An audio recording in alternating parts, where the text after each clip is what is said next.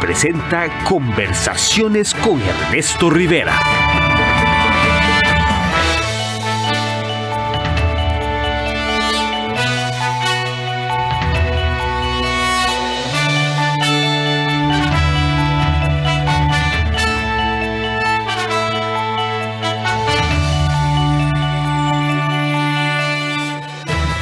Buenas noches, gracias por continuar conectados a la señal de Costa Rica Noticias. Estamos en vivo a las 8 de la noche con 7 minutos. Soy Ernesto Rivera. Para conocer la gravedad de la situación económica que vive el país, solo hay que salir a la calle y hablar con la gente. Los números de la economía están al rojo vivo, el desempleo se duplicó y la pobreza trepó al 26%. Hoy, 1 de cada 4 costarricenses es pobre. En esta situación, además, el dólar comenzó a subir de precio y el Banco Central ya tuvo que hacer intervenciones muy importantes para evitar que ese precio se dispare. ¿Qué podemos esperar de la economía el año que viene? Una de las personas que tiene datos concretos para responder esta pregunta es don Rodrigo Cubero, presidente del Banco Central de Costa Rica. Buenas noches, don Rodrigo. Bienvenido al set de Costa Rica Noticias. Buenas noches, Ernesto. Muchísimas gracias por la oportunidad de compartir con usted. Muchas gracias por la invitación. Don Rodrigo, empecemos por el lado amable o esperanzador, si es que hay que raspar la olla para encontrarlo. El Banco Central tiene algunas señales tenues y débiles, pero concretas, de una leve mejora en algunos indicadores de comercio exterior y turismo. ¿Es así? Así es. Nosotros hemos estado examinando los diferentes indicadores de actividad económica y vemos que ya, por ejemplo, en materia de turismo, las tasas de ocupación de los hoteles han aumentado significativamente. Y a pesar de que todavía, por supuesto, no tenemos los niveles de ingresos de turistas extranjeros al país que hubiéramos tenido normalmente en estas épocas del año, sí es cierto que ha repuntado mucho el turismo interno y ha compensado parcialmente la caída en el turismo externo. De manera que hay muchos costarricenses que están yéndose a hoteles y las tasas de ocupación en los hoteles sí se están viendo con una recuperación significativa. No, hemos visto también que otros indicadores como los de las exportaciones de bienes han mejorado muy significativamente con tasas ya de crecimiento positivas, no solo en relación con los meses anteriores, sino en relación con los mismos meses del año 2019. Es decir, que ya tenemos un crecimiento en el nivel de las exportaciones de bienes importante, alrededor de 5,5% en las exportaciones de bienes, lo cual sugiere que ya también ese segmento fundamental de la economía costarricense está repuntando. Y estamos viendo en el índice mensual de actividad económica que publica el Banco Central también una recuperación en términos de las tasas de crecimiento de ese indicador de actividad económica de un trimestre contra el trimestre inmediato anterior. Entonces, cuando comparamos los datos del trimestre a agosto contra los datos del trimestre anterior, vemos ya un rebote en la actividad económica. Y bueno, estamos a punto de publicar las cifras para el mes de septiembre del índice mensual de actividad económica que muestran también una continuación de esta tendencia el rebote o el repunte en la actividad económica. Esto no es una sorpresa, Ernesto. En realidad es el resultado de la reapertura gradual de la economía costarricense, de la suspensión o eliminación gradual de las medidas de restricción y de confinamiento que se habían venido imponiendo, y la consecuencia lógica es precisamente que la actividad está volviendo a renacer. Lo estamos viendo en el mundo, la economía mundial se está recuperando fuertemente, de hecho más positivamente de lo que se había esperado hace algunos meses, y eso ha llevado a organismos internacionales como el Fondo Monetario Internacional a revisar al alza las proyecciones de crecimiento de la economía mundial, pero por supuesto eso también se está reflejando en nuestro país, donde la reapertura de la economía está llevando a niveles de repunte económico, ayudados también, por supuesto, por el repunte en la actividad económica mundial. Bueno, la buena noticia entonces es que la economía nacional tiene pulso, al menos tiene pulso. La economía nacional tiene pulso, tenemos una economía bastante resiliente. Pensemos en esto, que la proyección de crecimiento del Banco Central para la economía costarricense este año, en el 2020, es de menos 4,5. Es decir, se estima que va a haber una contracción económica de 4,5% este año. Eso es una contracción económica muy severa. Sin duda, una de las más severas que hemos tenido en la historia de Costa Rica. De hecho, la más severa, la segunda más fuerte desde el año, perdón, la más fuerte que tenemos desde el año 1982 y la segunda más fuerte que tenemos desde que las estadísticas de cuentas nacionales empiezan a compilar en el año 1950. Entonces, es una contracción muy fuerte, pero si la vemos en el contexto internacional, mucho menos fuerte que la que estamos viendo en otros países de América Latina, que tienen tasas de contracción el doble de Costa Rica, y ni se diga las economías avanzadas que también, por ejemplo, en el contexto europeo, están teniendo tasas de contracción proyectada para el 2020 que superan el 10%, es decir, que andan en los 2 dígitos. De manera que la contracción que Costa Rica ha sufrido durante el 2020 es fuerte, pero no es de las más fuertes del mundo, y de hecho es un escenario bastante benigno comparado con muchos países de América Latina y del resto del mundo. Entonces sí, ha sido una situación complicada, pero es una situación que revela también que la economía costarricense tiene fortalezas, tiene resiliencias, y parte de esa fortaleza está en la diversificación muy grande que tiene nuestra economía. No dependemos de un solo sector, no dependemos de un solo producto de exportación, tenemos una economía muy diversificada en productos y mercados, y esto nos permite mantener una fortaleza aún en situaciones muy adversas a nivel global como la situación de la pandemia. La economía, dice usted, va a terminar contraída o caída este año en un 4%, y el cálculo que ya sacó el Banco Central es que el año que viene vamos a crecer un 2 y piquito por ciento. 2,6%.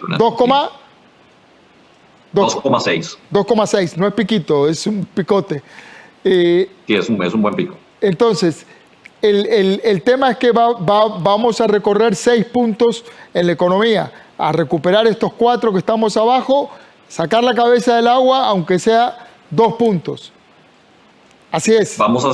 Vamos a sacar la cabeza del agua parcialmente el año que viene. Si vemos que este año caemos en proyección del Banco Central un 4,5% y el año que viene crecemos un 2,6%, todavía no alcanzaríamos a recuperar plenamente el nivel de actividad económica que teníamos al final del 2019. Para llegar a ese nivel vamos a tener que esperar hasta el 2022. Ya si las proyecciones del Banco Central nos ponen en el 2022 a recuperar el nivel de actividad económica que teníamos en el 2019, pero ciertamente esos son digamos, niveles de crecimiento económico razonablemente buenos en el contexto internacional. Para muchos países no será sino hasta inicios del 2023 cuando se empiecen a recuperar los niveles de actividad económica del 2019. Don Rodrigo, otro elemento alentador es que el Fondo Monetario Internacional calcula un crecimiento de la economía mundial del 5,2%. ¿Cómo podría impactar ese crecimiento de la economía mundial en Costa Rica? Nos impacta muy importantemente, Ernesto, para una economía pequeña y abierta al comercio internacional como es la economía costarricense. Lo que ocurra más allá de nuestras fronteras en el contexto económico es fundamental. Entonces, que se esté dando una recuperación de la economía mundial proyectada, según el Fondo Monetario Internacional, de 5,2% en el año 2021, es una muy buena noticia, y en parte el tema de las revisiones que ha hecho recientemente el Banco Central para proyectar una caída menor en el año 2020 de nuestra economía y un crecimiento ligeramente superior en el 2021 en relación con lo que se había proyectado en el mes de julio. Esas revisiones al alza tienen que ver con el mejor desempeño de la economía mundial. Para el año 2020 en particular es el mejor desempeño de la economía mundial, lo que nos lleva a revisar al alza la proyección de crecimiento para este año. Pero para el año 2021 es también el mejor desempeño que estamos viendo ya en la economía costarricense y el repunte esperado que eso traería en el consumo y la inversión. Entonces sí tenemos en efecto ya brotes verdes, como se le llama a veces por parte de los analistas en materia económica. Tenemos ya señales claras de que la economía está repuntando, y por supuesto que lo que termine de ocurrir en el año 2020 y en el 2021 dependerá muchísimo de la evolución de la pandemia y de cómo la evolución de la pandemia, no solo en Costa Rica, sino a nivel mundial, va a irse viendo reflejado en mayor o menor apertura de las economías, ¿no? Si los países, como ya estamos viendo en algunas partes de Europa, se ven obligados a reintroducir medidas de confinamiento, de restricción a la movilidad, por una segunda ola de contagios, pues eso va a quitarle vigor a la recuperación económica que ya se estaba viendo, y esto también podría afectarnos. De manera que un factor fundamental de riesgo, como lo señalamos nosotros en nuestro informe de política monetaria publicado ahora en el mes de octubre, que es donde nosotros hicimos la revisión de las proyecciones de crecimiento económico, un factor de riesgo alrededor de esas proyecciones es precisamente la evolución de la pandemia, que va a ser un determinante fundamental del comportamiento de la economía mundial y por lo tanto también de la economía costarricense. Justamente utilizando su metáfora de los brotes verdes son también una de los sustos que tiene a buena parte de la población con taquicardia. La cotización del dólar se mantiene al alza hace semanas y el Banco Central tuvo que aplicar ya reservas por 159 millones en octubre para contenerlo. ¿Podría pasar con el dólar que llegue a los 630 como se habla ahora en diciembre? ¿Cómo le suena eso? Pero nosotros no tenemos predicciones o proyecciones del tipo de cambio, no es lo que hace el Banco Central. Sabemos, como hemos repetido en otras ocasiones, Ernesto, que en el caso de Costa Rica el tipo de cambio lo determina el mercado, es decir, las fuerzas de oferta y demanda de divisas no las determina el Banco Central, ni somos nosotros los que proyectamos cuánto va a estar el tipo de cambio en un momento determinado del tiempo. Pero sí es importante analizar los factores que han venido contribuyendo a un movimiento al alza en el tipo de cambio. Y son tres factores fundamentales, Ernesto. En primer lugar, vemos factores estacionales. Esto es, en los meses que van desde abril hasta noviembre, normalmente hay una relativa sequía de divisas, mientras que a partir de noviembre y desde ese momento y hasta alrededor del mes de abril del año siguiente, se ve una mayor afluencia de divisas. Y esto tiene que ver con las temporadas del turismo, tiene que ver con las cosechas agrícolas, algunas de las cuales son estacionales, como el café, el azúcar, el melón. Y todo esto lleva a una mayor afluencia de dólares en el mercado entre los meses de noviembre y abril.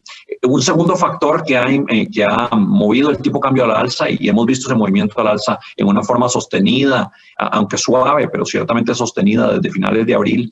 Un segundo factor es el que tiene que ver con la pandemia misma. Es decir, la pandemia afecta muy fuertemente las exportaciones de bienes y de servicios, sobre todo las de servicios y en particular el turismo, como consecuencia de las medidas de restricción de cierre de fronteras a los turistas, y eso lleva a una caída muy fuerte en la oferta de divisas en nuestro país a partir de que nos golpea la pandemia en el mes de marzo. Ese es un segundo factor que ha afectado la oferta de divisa y puede haber estado pesando en el movimiento en el tipo de cambio. Y un tercer factor tiene que ver con ya cosas más recientes, movimientos más recientes que hemos empezado a detectar de los ahorros desde el colón hacia el dólar. Cuando hay momentos de incertidumbre, los agentes económicos tienden a buscar refugio en el dólar y eso lleva a una dolarización de los ahorros y eso le pone presión al alza, al tipo de cambio. Hay una mayor demanda de dólares y como en cualquier mercado, en el mercado de papas, en el mercado de chayotes, cuando hay un aumento en la cantidad demandada de uno de esos bienes, su precio tiende a subir. Cuando aumenta la cantidad demandada de dólares, tiende a subir el precio del dólar en relación con el colón, que es lo que llamamos el tipo de cambio.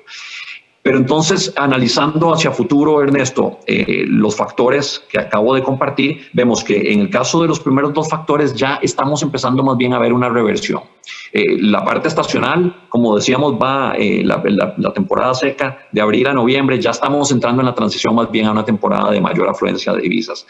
En segundo lugar, estamos viendo ya una reapertura de la economía costarricense que está llevando a mayores exportaciones de bienes, un crecimiento importante de las exportaciones de bienes y además una reapertura al turismo. Estamos ya plenamente abiertos al turismo norteamericano. Desde el 1 de noviembre todos los estados de los Estados Unidos quedan autorizados a ingresar a Costa Rica y eso ya se espera va a poner un repunte significativo en el arribo de turistas en el mes de noviembre y esperamos también en los meses altos de diciembre, enero, febrero. Estamos ya también recibiendo mucho más vuelos y cada vez las aerolíneas anuncian más vuelos, incluso la apertura de vuelos nuevos que no existían antes de la pandemia. Todo esto debería llevar a un aumento en la afluencia de divisas. Queda el tercer factor, que tiene que ver con la incertidumbre. ¿Incertidumbre sobre qué? Bueno, esencialmente alrededor de la situación fiscal. Eso es uno de los factores que creemos que ha incidido en un movimiento hacia la dolarización de las carteras de ahorro, de los depósitos, de las inversiones por parte de los agentes económicos. Y para dar solaz, para dar tranquilidad y calma a los agentes económicos en ese segmento específico, en ese factor que tiene que ver con la situación fiscal, pues lo que hará falta es que el país avance de pasos significativos hacia la consecución de un ajuste fiscal. Y para eso necesitamos un acuerdo político, como sabemos. Entonces, el diálogo político que se está dando, el diálogo multisectorial, hacia un ajuste fiscal va a ser un componente fundamental de la solución que el país tendrá que dar a la situación de las finanzas públicas para poder también de esa forma darle calma a los mercados, incluyendo el mercado cambiario. El otro día alguien me recordaba la frase de que no hay nada más asustadizo, más nervioso que un dólar. Y eso se ve con claridad en estos días. Vamos a hacer una pausa, don Rodrigo, y a la vuelta de un minutito de pausa, vamos a hablar qué puede hacer la clase media que está endeudada en dólares. Ya venimos con esta reflexión.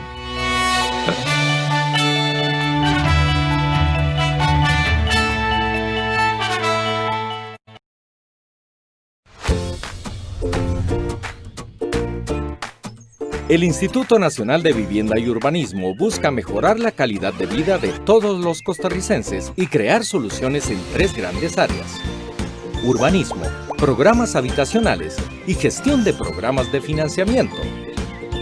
Renovemos Costa Rica con desarrollo urbano, vivienda y financiamiento al alcance, en armonía con la naturaleza. Costa Rica es pura vida. Costa Rica es mi patria querida. Temas de salud, temas de cocina, música, hogar. Son muchas las informaciones que tenemos todos los días de 8 de la mañana y hasta las 10. A diferentes medios y en nuestros diferentes espacios ustedes pueden disfrutar de Café Nacional. Así es, te invitamos 8 de la mañana, de lunes a viernes. Un pueblo en marcha pero sin apuros. Costa Rica, Costa Rica.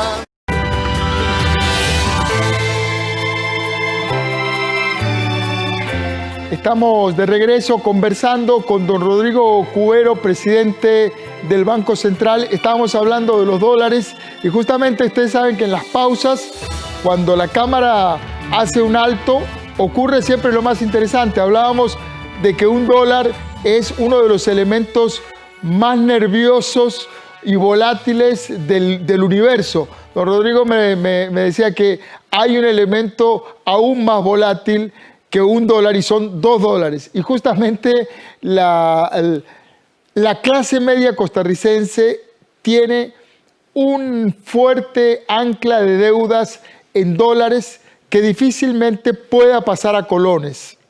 La pregunta es, ¿hay algún mecanismo de auxilio, moratoria, postergación de cuotas que pudiera aplicarse para este sector mientras la situación del dólar se estabiliza? Claro que sí, Ernesto. Y yo diría, en primer lugar, que en efecto, como usted mencionaba antes del corte, la situación que enfrentan muchos hogares, muchas empresas, incluso también que están endeudadas en dólares, pero que no reciben ingresos en dólares y para quienes, consecuentemente, su capacidad de pago se ha visto limitada porque los ingresos no se han movido como consecuencia del aumento en el tipo de cambio, pero sí se han movido en cambio hacia la alza la cuota de los préstamos, la cuota de servicio del préstamo que tienen que pagar mes contra mes. De manera que su capacidad de pago se ve limitada. Esa situación es una situación muy real Y lo que nosotros hemos venido aconsejando es que, por supuesto, las personas que no tienen todavía créditos en dólares y sus ingresos están enteramente denominados en colones, que lo piensen 2 veces antes de tomar créditos en dólares, aunque la cuota temporalmente se vea más baja que una de un crédito en colones. Puede ser que esa cuota aumente como consecuencia de movimientos en el tipo de cambio, de manera que hay que tomar en cuenta ese factor que llamamos riesgo cambiario, los posibles movimientos en el tipo de cambio a la hora de tomar un crédito en dólares por parte de personas que no generan dólares.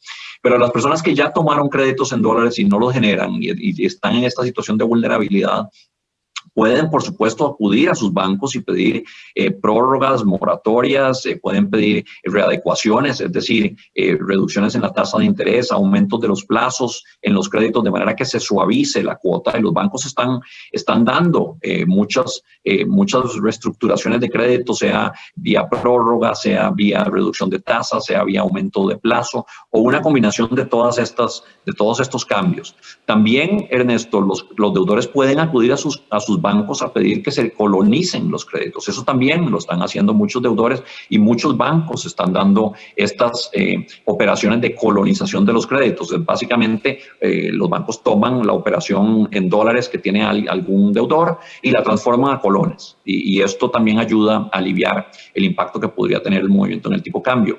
De nuevo, los movimientos en el tipo cambio pueden ser hacia arriba o hacia abajo, ¿no? Y no estamos diciendo que el tipo cambio va a seguir subiendo. Más bien, como decíamos, algunos de los factores que pueden haber empujado el tipo cambio a la alza más bien se están empezando a revertir, con lo cual uno esperaría que al menos una parte de las tensiones cambiarias estén empezando a ceder. Ya lo hemos visto, de hecho, en las últimas 2 sesiones, y hoy el tipo cambio más bien se movió a la baja.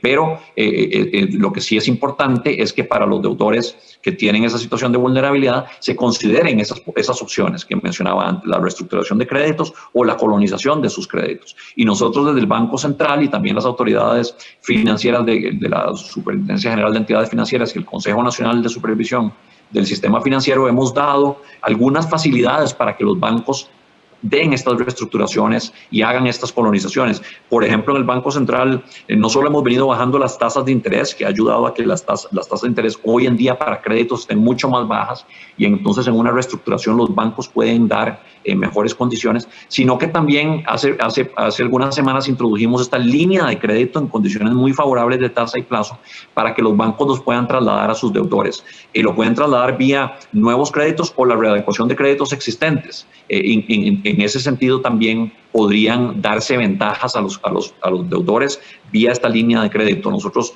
ya estamos finalizando algunos planes de uso de recursos que nos están entregando los intermediarios financieros como una condición para desembolsar esos recursos de la línea de crédito del Banco Central, y esperaríamos que en los próximos días ya estemos empezando a desembolsar las primeras líneas de crédito a intermediarios financieros que podrían ayudar en esa dirección de readecuar créditos, de colonizar créditos.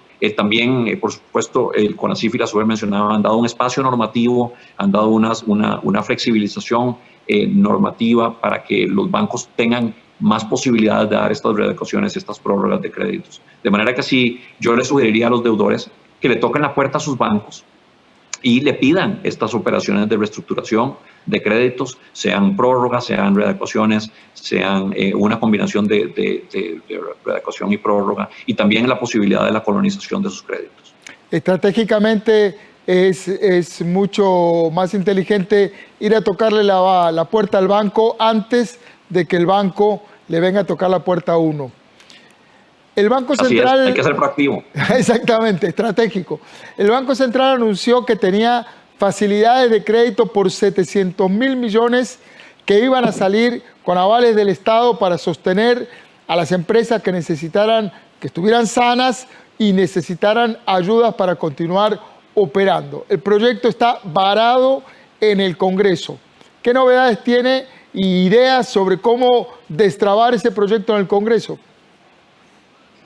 Vamos a ver, Ernesto, aquí estamos hablando de 2 herramientas distintas. Por un lado está la línea de crédito del Banco Central de 700.000 millones de colones que acabo de mencionar. Son recursos que se darían a los intermediarios financieros por parte del Banco Central para que los presten en condiciones favorables a los deudores, sea para dar créditos nuevos o sea para arreglar, para suavizar las condiciones de créditos existentes. Y hablábamos de estas reestructuraciones de crédito. De manera que esa línea de crédito ya fue aprobada por el Banco Central y depende el desembolso de estos recursos de que los bancos nos traigan planes de uso de recursos donde nos demuestren que van a trasladar esas condiciones favorables que nosotros les vamos a dar en los recursos que les vamos a entregar, que las trasladen a los deudores. Eso es lo que queremos ver en el Banco Central. Entonces estamos trabajando muy de cerca con los intermediarios financieros, con los bancos, las cooperativas, etcétera, para que nos traigan los planes de uso de recursos y los podamos aprobar entonces esos planes de uso con el desembolso consecuente de los fondos del Banco Central. En segundo lugar está esa otra herramienta que usted mencionaba, que es la figura de los avales.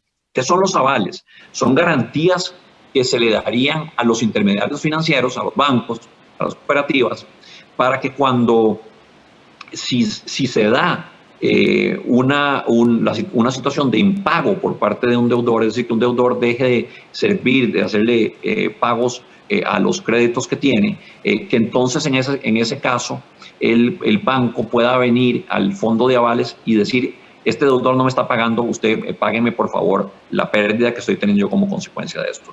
La idea de los fondos de avales es reducir el riesgo que incurren los intermediarios financieros cuando dan crédito y consecuentemente abrir más el apetito por crédito de estos intermediarios financieros, porque en efecto el crédito no está creciendo mucho. De hecho, en el año que va, en el mes de octubre, el crecimiento del crédito fue de menos 0.4% en términos interanuales. Esto es octubre del 2020 comparado contra octubre del 2019, más bien una caída en el crédito. Y esto mucho tiene que ver con la incertidumbre que estamos enfrentando como consecuencia de la pandemia. Muchas empresas, muchos hogares renuentes a tomar crédito porque no saben cómo va a ser su situación financiera más allá de esta pandemia. Y los bancos también, un poco renuentes a dar crédito porque esa incertidumbre sobre el impacto que tendrá la pandemia sobre diferentes hogares, sobre diferentes empresas, los hace también dudar por el riesgo que tienen de que esos créditos eventualmente se vuelvan morosos, es decir, impagos. Pero entonces el mecanismo de avales resuelve parcialmente este problema, le quita una parte del riesgo de crédito a los bancos. Ese mecanismo de avales se tiene que aprobar por una vía de ley, porque se trata de recursos públicos, serían fondos del gobierno. Y existe ahora un proyecto de ley, se había planteado un primer proyecto de ley a la Asamblea Legislativa, se recibieron una serie de observaciones, incluyendo, por cierto, del Banco Central, también de la Contraloría General de la República, de la SUGEF y otras entidades, y entonces se trabajó por parte del gobierno y las autoridades financieras, incluyendo mi persona, don Alberto Dent, presidente del CONACYF, doña Rocío Aguilar, superintendente de entidades financieras, al igual que doña Pilar Garrido y don Elian Villegas, en un texto sustitutivo que incorporara esas observaciones, y se presentó el día de ayer justamente a la Asamblea Legislativa, de manera que esperaríamos que este texto sustitutivo ahora sí logre avanzar exitosamente en la Asamblea para generar este instrumento de apoyo al crédito, que junto con la línea de crédito del Banco Central debería redundar en una reactivación importante del crédito y por esa vía de la economía costarricense. Esperamos que el Congreso apruebe, impulse esta iniciativa que podría llevar alivio a miles de pequeñas empresas que necesitan mucho oxígeno financiero para soportar la salida de este año y encarar el próximo. Don Rodrigo, se nos acabó el tiempo. Agradecerle muchísimo su participación, la voluntad de asistir a esta cita con Costa Rica Noticias. Buenas noches.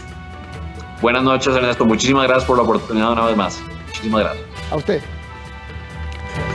Pequeñas señales alentadoras en la economía, repuntes en algunos sectores, más que nada indicios de un comienzo de reactivación económica. Ojalá que esto se continúe así el próximo año.